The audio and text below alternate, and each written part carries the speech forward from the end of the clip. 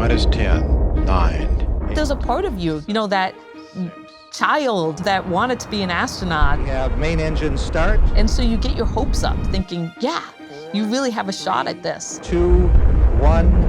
And then one day, your phone rings. I got this phone call from the NASA astronaut selection process, and that changed everything. So this, Bruce, look okay? I feel like I've been chasing space my entire life. There you go.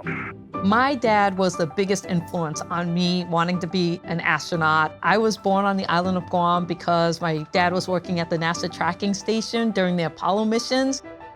From an early age, I remember just being obsessed with airplanes and flying and everything having to do with outer space and astronomy. I got my pilot's license, I got scuba certified. I was just doing all of these fun things because it was just in my nature to explore. Whoa, sliding down. And then somebody sent me the NASA call for astronauts. I clicked on the link and I realized that I hit all of the qualifications. And it took me a little bit of time to get over the imposter syndrome of applying because why would they choose me? I'm just a community college professor. But then, I thought about what my dad would say. He would say, don't talk yourself out of opportunity. Apply and let somebody else determine if you're qualified or not. So I thought, I'm gonna put in my application. The year that I tried out in 2008, they had about 3,500 applicants. One day I got this phone call early in the morning congratulating me that I had made it to the final round interviews. You get to go to Johnson Space Center, and the first thing people always ask is, so what do you do? And people are like, I'm a fighter pilot, or I'm a neurosurgeon. And then they turn to you and you're like, I'm a community college professor. And you kind of feel like, what am I doing in this room of amazing people? And it's really intimidating. And then one day, your phone rings. I was at Goddard Space Flight Center doing an internship. I remember stepping outside. It was astronaut Sunita Williams, and she said, I'm sorry, we didn't select you. And I just remember being there on the phone being like, okay, thank you. And I didn't even follow up with anything. I just said thank you. And then we hung up.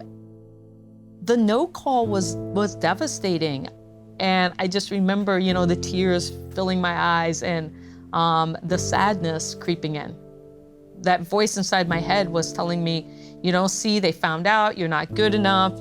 I realized that I was in this spiral and I needed to rethink the way I was processing that no phone call. I started just really going back and thinking about my dad.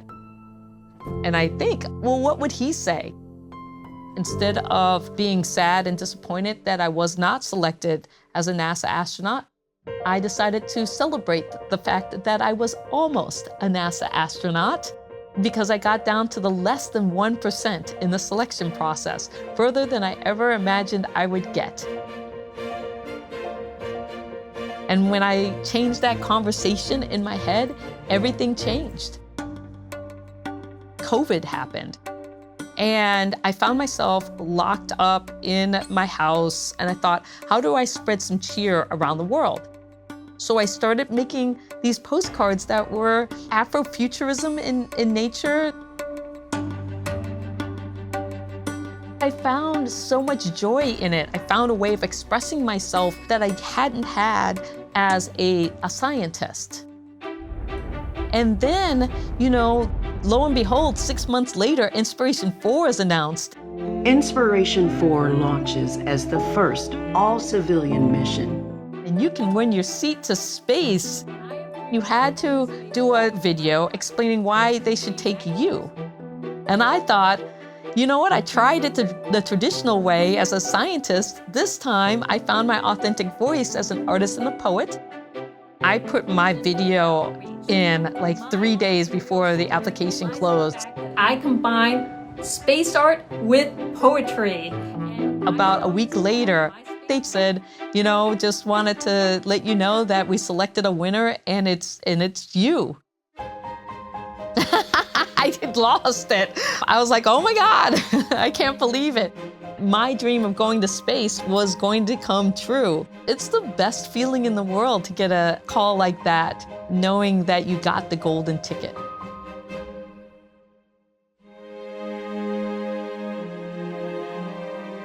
I am the first African-American female to pilot a spacecraft, and I am the first African-American to paint in space.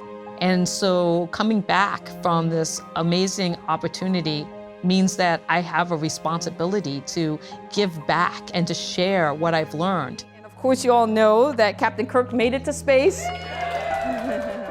Nothing would have changed if I hadn't learned to talk to myself differently. The way you have this conversation with yourself in your head matters. When I have that negative voice coming up in my head, I engage with it in conversation and I talk. I'm like, what is it at the core that I'm worried that will happen? What's the positive side of this? Because it's not like I won't have disappointments again, we all do. But it's how we see those disappointments that enable us to either move forward in a productive way, or they become baggage that drag us. Even though I saw my career going in this direction, I didn't give up hope that I would revisit, space at some time. And for me, that's what's happened. And when that opportunity came, I was ready.